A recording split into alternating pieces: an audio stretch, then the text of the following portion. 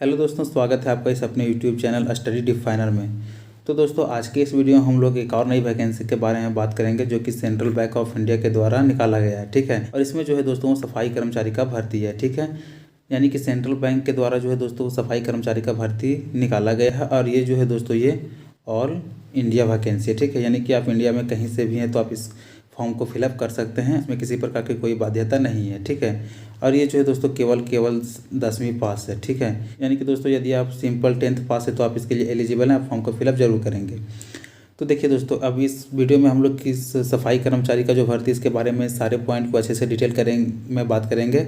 इसका वो ओवरव्यू देखेंगे। ठीक है, तो चलिए इसका फर्स्ट पॉइंट हम लोग यहाँ पे देखते हैं। देखिए दोस्तों, तो आइए दोस्तों हम लोग अब फर्स्ट पॉइंट देखते हैं ओवरव्यू। ठीक है, कि इसमें जो है दोस्तों रिक्रूटमेंट ऑर्गेनाइजेशन जो है वो सेंट्रल बैंक ऑफ इंडिया यानी कि इसी के द्वारा रिलीज़ किया गया है। ठीक है, फिर है दोस्तों कैटेगरी, ये कि इसका कैटेगरी क्या है, तो सेंट्रल बैंक ऑफ इंडिया सफाई कर्मचारी ये इसका पोस्ट है। ठीक है, और पोस्ट नेम का क्या है, तो सफाई कर्मचारी ऑब्लिक सब स्टाफ। ठीक है, ये पोस्ट नेम है। और टोटल वैकेंसीज का अगर हम लोग बात करें तो टोटल 484 पोस्ट है। ठीक है, यानी कि 484 पोस्ट पर भर्ती किया जाएगा। ठीक है, और अप्लाई मोड जो है दोस्तों ऑनलाइन होगा, ऑफलाइन किसी तरह का ये अप्लाई नहीं होगा। ठीक है, तो यहाँ पे साफ साफ लिख दिया कि अप्लाई मोड क्या है, ये ऑनलाइन होने वाला है। ठीक है, फिर चलिए नेक्स्ट हम लोग यहाँ पे देखते हैं क्वालिफिकेशन में। तो यहाँ पे ये क्वालिफिकेशन में हम लोग देख रहे हैं कि क्या है, 10th पास है। इसके अलावा आपको किसी प्रकार का कोई क्वालिफिकेशन नहीं चाहिए। ठीक है, यदि आप सिंपल 10th पास हैं तो आप इसके लिए एलिजिबल हैं, तो आप अच्छे से देख लेंगे और इस फॉर्म को फिलअप कर सकते हैं।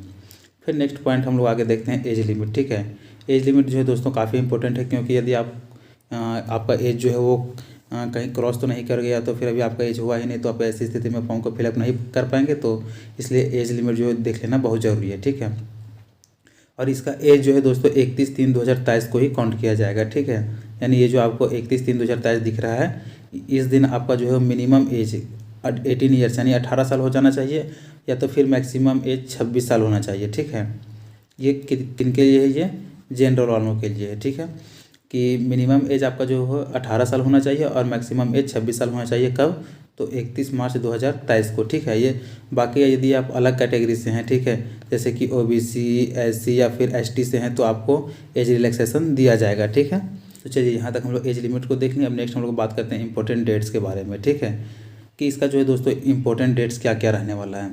तो देखिए अप्लाई स्टार्ट डेट, अप्लाई जो स्टार्ट होगा वो 20 दिसंबर 2023 से। ठीक है, यानी कि आज से ही इसका फॉर्म फिलअप होना स्टार्ट हो जाएगा, तो आप एलिजिबल हैं तो फॉर्म को जरूर फिलअप करेंगे।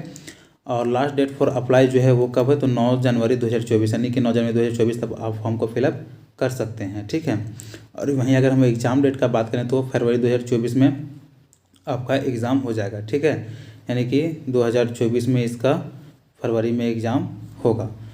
तो यहाँ पे इंपॉर्टेंट डेट्स को हम लोग देख लिए। अब नेक्स्ट हम लोग बात करते हैं फ़ी के बारे में। ठीक है, जैसे कि यहाँ पे चलिए देखते हैं कि अप्लाई फ़ी क्या रहने वाला है। ठीक है, तो जनरल, ओबीसी और ईडब्ल्यूएस। ठीक है, जनरल, ओबीसी और ईडब्ल्यूएस के लिए कितना है, तो ये 850 रुपया है। ठीक है, यहाँ पे फ़ी थोड़ी ज़्यादा है, लेकिन क्या करें, अब जो है वो तो पेमेंट करना ही पड़ेगा। तो जनरल, ओबीसी और ईडब्ल्यूएस के लिए 850 रुपया है, और एससी, एसटी या फिर ईएसएम का हम लोग बात करें तो इनका कितना है, तो 175 रुपया है। ठीक है, और पेमेंट मोड भी जो आपका दोस्तों वो ऑनलाइन ही रहने वाला है। ठीक है, यानी आप पेमेंट भी ऑनलाइन मोड में ही करेंगे। फिर नेक्स्ट हम लोग बात करते हैं इसके एग्ज़ाम पैटर्न के बारे में।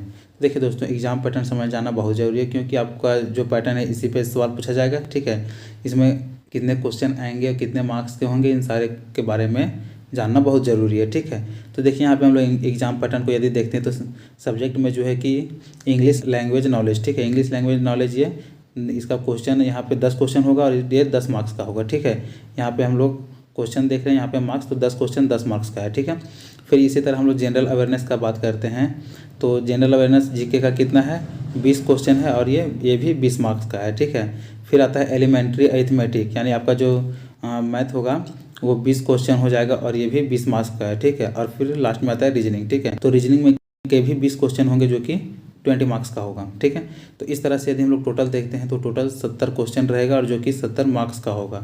ठीक है, ये टोटल 70 क्वेश्चन 70 मार्क्स का रहने वाला है, ये इसका एग्ज़ाम पैटर्न है। ठीक है, फिर यहाँ पे नेक्स्ट हम लोग देखते हैं तो एग्ज़ाम मोड इसका जो है सीबीटी, यानी कि ये इसका सीबीटी ऑनलाइन एग्ज़ाम है। ठीक है, यानी कि कंप्यूटर बेस्ड टेस्ट होने वाला है, ठीक है। ऑनलाइन एग्जाम होगा और टाइम इसके लिए आपको जो है दोस्तों 90 मिनट का समय दिया जाएगा, यानी कि 1.5 घंटा का।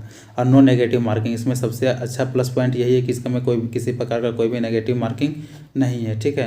यानी कि आप किसी प्रश्न को गलत भी कर देते हैं तो उसके लिए आपको कोई भी मार्क्स काटा नहीं जाएगा, जो सही होगा केवल उसी का मार्क्स जुड़ेगा, ठीक है।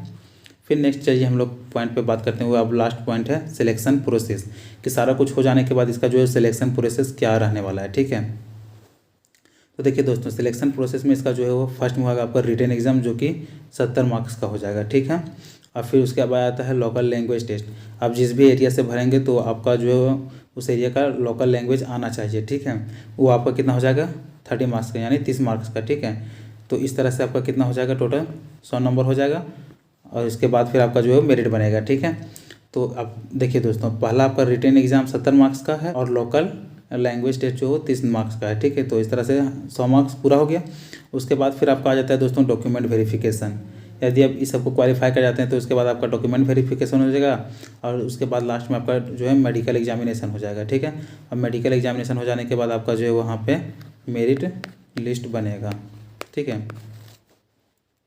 तो देखिए, यहाँ तक हम लोगों ने इसके सारे प्रोसेस को बहुत ही कम समय में जानने का कोशिश की है और उम्मीद है कि आप लोगों को भी जानकारी मिल पाई होगी। तो यदि आप इसके लिए एलिजिबल हैं दोस्तों तो आप इस फॉर्म को जरूर फिलअप करेंगे, क्योंकि इसमें देखिए दोस्तों सिंपल आपका जो है 10th पास मांगा गया है, ठीक है।